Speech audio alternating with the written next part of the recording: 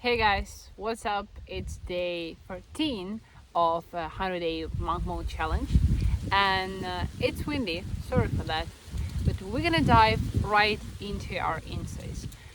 I was listening today early in the morning to a lot of podcasts and a lot of interesting thoughts, so I have something to share.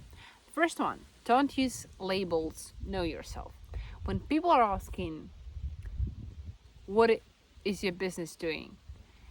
and you say e-com, drop shipping, you say it's running an agency and stuff, it's not telling much. The question is, what is your purpose, or what is the value that you bring to the table? So the question is much deeper, and often when you tell that, people relate to you more.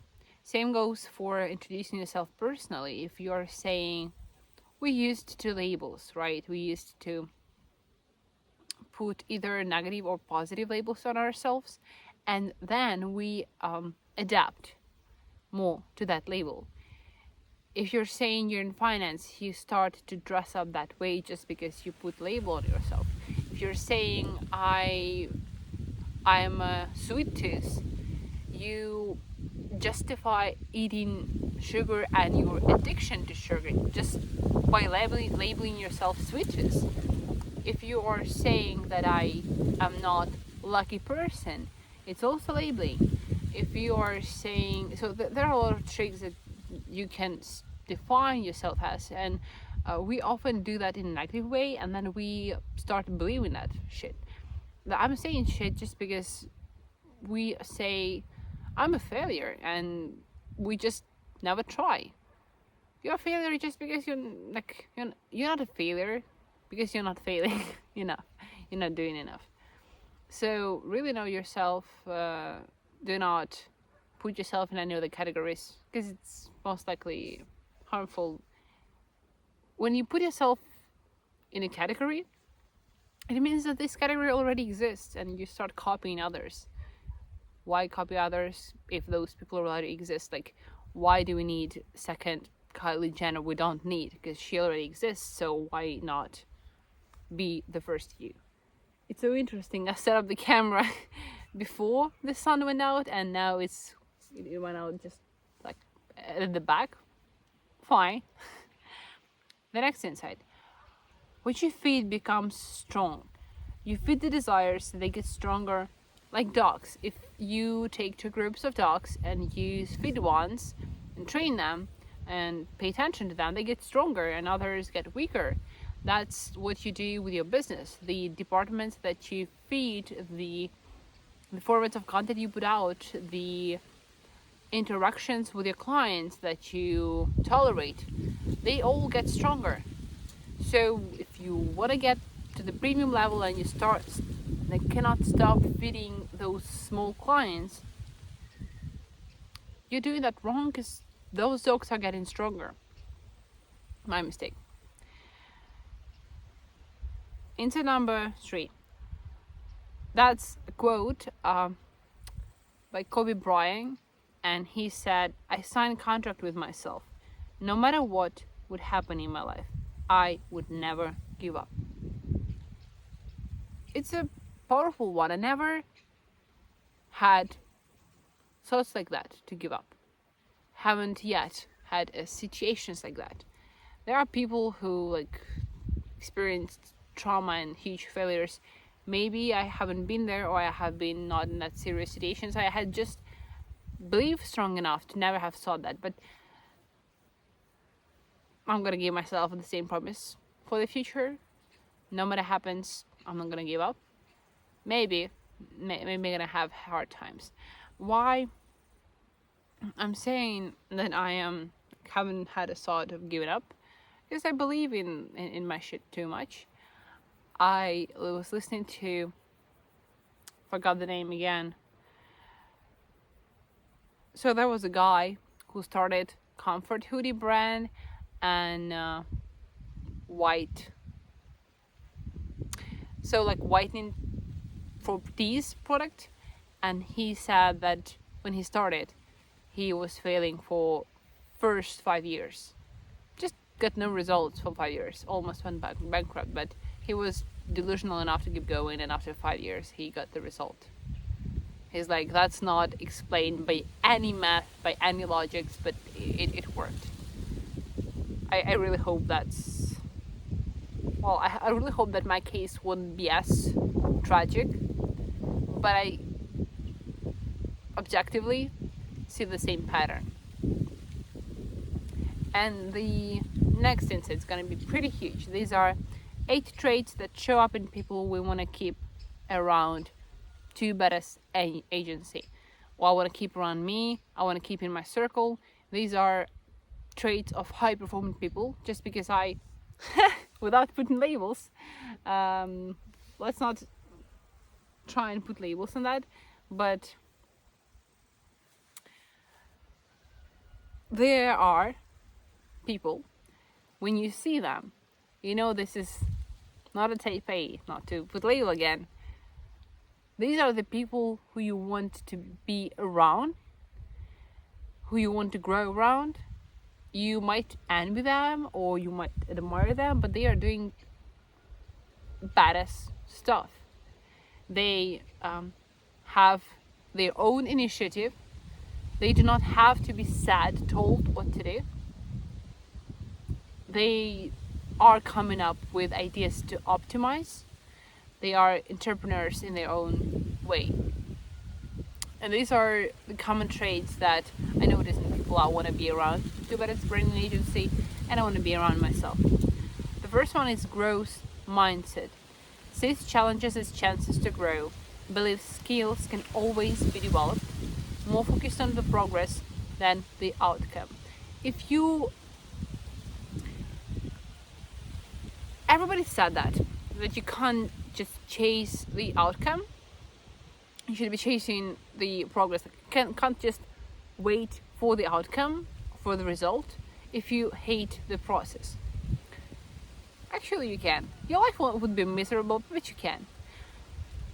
Now, why it's still bad? You want to be able to... Okay, let's circle all the way back. People can live miserable life, hate the process, and get the outcome. We have these cases. It's possible. That's how many people live. But why would you need to have your life miserable if you can have your life prosperous and total bliss and get the outcome if you like the process? I believe in any niche, in any business, you can get exceptional and you can be pretty wealthy, pretty successful. Obviously, there are limits, right? So some niches are more favorable, and there are more exceptional businesses, and there is far more place for them. If we're talking real estate compared to pottery classes, but you can be exceptional at pottery classes, and these type A celebrities might be coming to your classes to entertain. It's the matter of how successful you are and how good you are at your thing. So loving the progress is really important, just because you're gonna spend like 100% of your time. Imagine every day doing the stuff. You can't get good at stuff if you're not doing that for every day. Like 8 hours, 12 hours a day doing stuff. You're gonna love that. You're gonna love the process.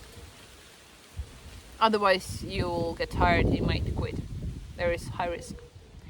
The second trait of people we want to keep around, apart from growth mindset, is optimism. Tough mentality, even when things get hard, brings a contagious agency to the room, naturally lifts the mood of others. There are people with whom you talk and they give you a plus. And there are people who would get negative, right? And you see that out right after communicating with them. I'm not saying that specific action can level up the communication or put it down. I mean, people can complain, they can say negative stuff, they can be direct, bold, honest, not smile, but if after conversation with them, you feel like you've got better, you've got motivation, insight, lesson, you get better. That's a plus. And I noticed there are a lot of people who would give you, not a lot, actually, too little, tough love. These are the type of people who won't be smiling, cheerful, good to you. But they would show you tough love, and that would be the best thing you can get. Recently, I have a younger brother, and recently I told him one thing that I do not respect that, and I didn't say that in pretty good tone.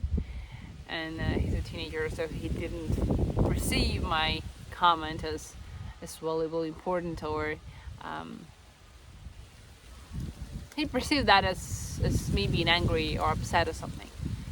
But that's what I meant by tough love. I will be honest and direct, and that's what I mean by positive interaction. And yeah, in general, optimism, not getting negative, not getting other people's hopes and beliefs and dreams and goals and stuff that they are doing down.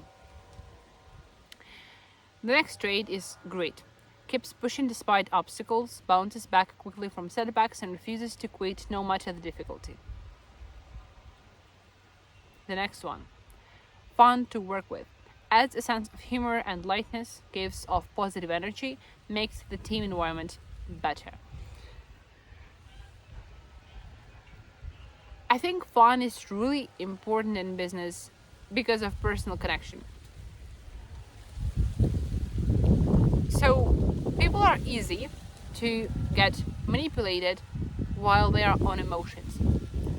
If you're talking to people objectively, only in theory, only in numbers, rationally, calculated, it's hard to manipulate them.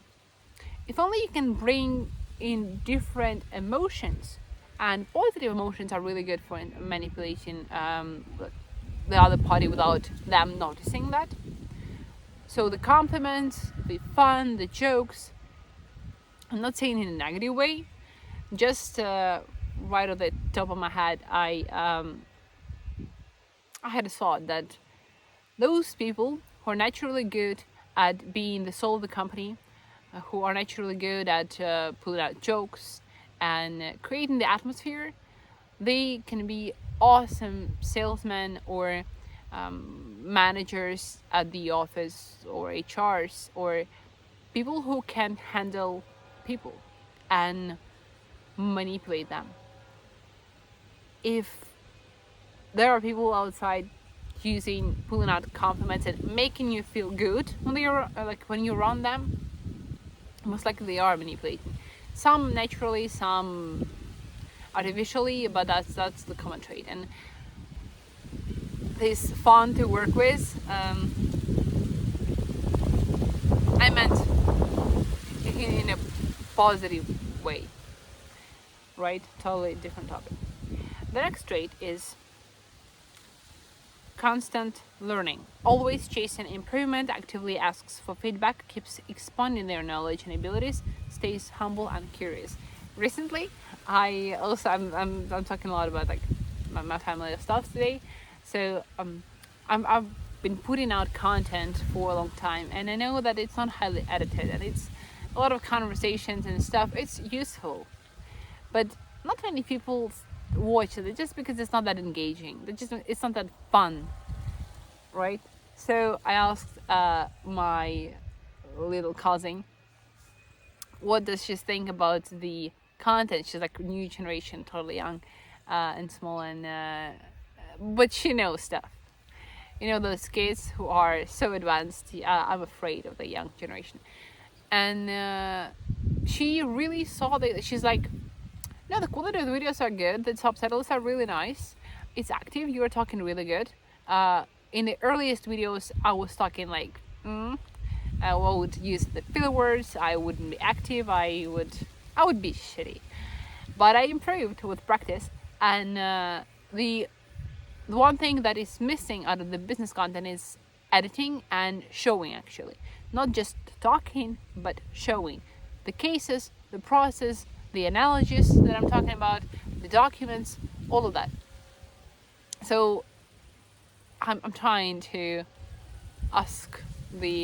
to stay humble, to ask for the feedback, and to do all this stuff and keep learning. Also, it's fun. I've been learning new program, which I love learning new stuff, but it's often hard, and when you don't have time for that. So, sometimes you're learning a new thing and you feel like a new human being.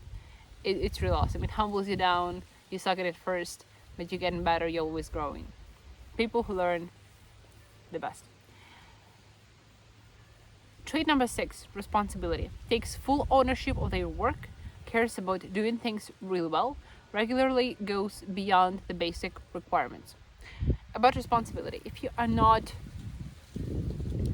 holding your responsibility for the actions that you took, you play victim, like you are playing weak side, weak person, and we're not interested in dealing with those kind of people. Resourceful, turns the impossible into possible, finds a path towards no matter the situation, always manages to come up with solutions. I admire people and team members that are not creating you new problems, that are taking away your problems. And the most precious teamwork you can have is for them to handle the problem even without you knowing about its existence. When they're like younger kids, like not younger kids, older kids, adults, when they have a problem in their early adult life and they understand that parents cannot help them anymore. I do respect when they are like, there are people who are telling everything to their parents, but I do respect it when they are not sharing the problem with their parents when they can't help it, because they're gonna be just worried, and that's it. It's gonna just, minus their nervous system. If you can handle the problem yourself, others can't help you. Maybe don't tell others for them not to worry. That's how I would do if I'd have a boss. That's gonna be pretty valuable. And if they ever find out about it, I'm gonna get a plus to my promotion or karma bonus, whatever. Another trait is not being a jerk. That's the most funny. That's the most obvious. Shows empathy towards others, collaborates easily, treats people with respect, grounded in integrity and honesty. Not being a jerk. But surprisingly, there are a lot of people who are being jerks, who are not giving out pieces of advice just because they think that others would outperform them or get better at them. Like, when you're sharing, others will help you too, so let's tip it. And there are also warning signs of a bad team member, bad person to be around, like mediocre person, in my definition. Overstates achievements, badmouths old managers, old anybody. It's the worst. Blames other instead of owning mistakes, makes excuses often, unreliable and inconsistent, cares more about perks than mission, avoids responsibility, caught up in gossip or office politics, and complains frequently. Honestly, I don't have a solution to people not complaining. Like, not complaining on the other hand. Like, when your team has a problem, and if my team has a problem, we have a policy of them going directly to me. We had once a problem and they would talk about it, but they wouldn't tell me for a pretty long time, and we agreed that we'd be open about complaints and stuff, because we can catch it early and solve that early. And one more insight, totally different from what we talked about, is I do not think that leader or founder should share everything with their team. There should be transparency, but what I mean is, so personal stuff, just because your team is great, but your team is not your friends, you're paying those people. They have a different perspective. You cannot tell super bold, honest stuff you would tell your friends. And I do not think that mixing up business and friendship is really good. These are different things. And complaining to your team. Do not know yet how good or bad that is, but I personally try as hard as I can to follow the rule of not complaining to my team at all. If these are the specific problems to which I know the solution or I'm asking for the solution, it's productive. It serves our agency. If I'm just here to complain for the client, the conversation, the project, whatever, I can do that to my friends, therapist, or parents. Team is not there to be my psychological support. I am the leader, and I'm the one who should take the responsibility, who should cover their complaints and listen to them complain, not go to work just to put all this stuff out there. And also, I don't respect that, and this stuff can be used against you. These are the insights from today. 8 traits of a person who do want to be around in our team, to work with, other client, personally, and a couple more. See you tomorrow, and we'll see how the results of month one go. I'll have the analysis, hopefully.